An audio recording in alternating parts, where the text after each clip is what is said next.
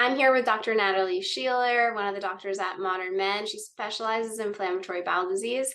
And we recently got a question that came in, and I wanted to ask her and post the video about it so that other people would be informed about the Bean protocol. So first off, welcome, Dr. Scheeler. Thank you. How are you Have doing? you heard of this Bean protocol, and what are your thoughts on it? Yeah, so relatively new to me, but I did do a little diving into this. So it seems like it was created by Karen Hurd, who she created the protocol because her daughter was poisoned with insecticide. And she figured out that the basis of bean protocol is that you are consuming small amounts of beans, which have soluble fiber in them. And so consuming those small amounts of soluble fiber can help bind bile, which is what our gallbladder releases to digest fats. And with that, fat soluble toxins um, will be in that bile. And so soluble fiber can bind to that bile so that we do not reabsorb it and that we poop it out. And so that can be really effective if somebody does consume toxins that are fat soluble. And so Karen figured that out and started using the bean protocol on her daughter, who had significant benefit. And then another person, Unique Hammond, found that protocol and started using it to improve her Crohn's disease symptoms. And she has kind of taken it and ran with it and has produced a lot of information for people with Crohn's disease to use the Bean protocol for themselves. Yes, and so basically what it entails is small amounts of beans throughout the day to increase that soluble fiber intake. But with Unique's program, she also has some additional recommendations. So eliminating alcohol, as well as fatty foods, sugars, including fruit, dairy, processed foods, all of that, removing that. And then making sure to rest appropriately, generally low amounts of exercise, water, and consuming enough water. A few other kind of generally health promoting behaviors. And she personally, as well as anecdotally, other people have had benefit from that. Yeah. No research though. We haven't seen like a randomized clinical trial about the Bean protocol. No, yeah. No. So there's Um, no, oh yeah. no, Yeah. So no research on the bean protocol specifically.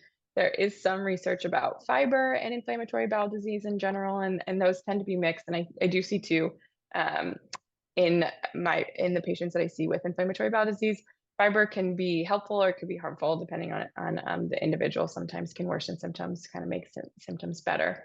Um, but no specific bean protocol yeah. research. Yeah, interesting. And anything that talks about why beans, because there's so many sources of soluble fibers. And so I'm just wondering like why beans specifically. Yeah, that's a good question. I do not know the answer to. I think as far as, um, I'm not sure why she promotes beans. I guess easy to consume in small amounts, um, and easy accessible, cheap. Yeah. Yeah. Yeah. And I don't know about your experience, but in mine, it's like people that are in a flare of IBD, whether it's Crohn's or colitis, the fiber is usually more difficult in that time. And then once they're out of a flare and they're in clinical remission, then adding the fiber at that time, I think is so important just for diversity and general well-being. Do you see the same thing or do you see something different when you see patients? Yeah, no, see the same thing. Yeah. So Definitely. I wouldn't recommend being protocol in a flare to a patient, would you? No, I would not. I would, and working with Predator too, the other concern I have is that the diet is very restrictive outside of Mm, those beans. So adding in beans, if you feel good on them, is generally safe. And we like water, we like rest, all of those good things. But restricting a diet so significantly to take all sugar, including fruits, all fatty foods, all processed foods, can be really, really difficult and challenging, especially if there is a history of an eating disorder. Want to be really cautious with that. So all of that might not be necessary, and not something you want to do alone if you are making such drastic dietary changes. yeah. Um, and don't beans cause gas? Like, are you worried about like potential side effects of eating a ton of beans? Yeah, I mean, beans can increase gas production. They can increase gas and bloating for some, and so definitely not necessarily a cure-all. Yeah, okay. And so if somebody wanted like a 60-second or less view of Dr. Natalie Scheeler on the Bean protocol, what would you say in terms of IBD, of course? So we're just talking Yeah. about IBD, like what's your take on it? Yeah, so in general, as to repeat what we said earlier, I would not recommend bean protocol during a flare. I'd want to be cautious with the fiber intake.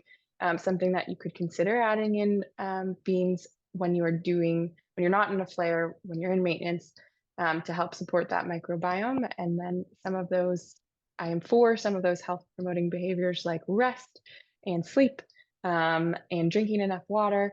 But would be really, really cautious with such an extreme restrictive diet, and want to generally try to avoid such extreme restrictions. But if it's something that you would like to do, working with a provider. Yeah, yeah, I think that makes a ton of sense. We like beans, of course. I think that they're a great health promoting food. Are they a magic bullet? Probably not, but great source of fiber. So makes sense from that point just to increase diversity in your diet as well. Thank you for this. If you are watching this video and you're interested about inflammatory bowel disease, we have two other videos on YouTube with Dr. Scheeler talking about IBD, ulcerative colitis, and Crohn's, and then another video on FMT, fecal microbiota transplantation. So check those out as well. Dr. Scheeler's accepting new patients. She has her license in California, Arizona, and Maryland. So please feel free to schedule a complimentary call with her. The link is below. And thank you so much, Dr. Scheeler. Thank you.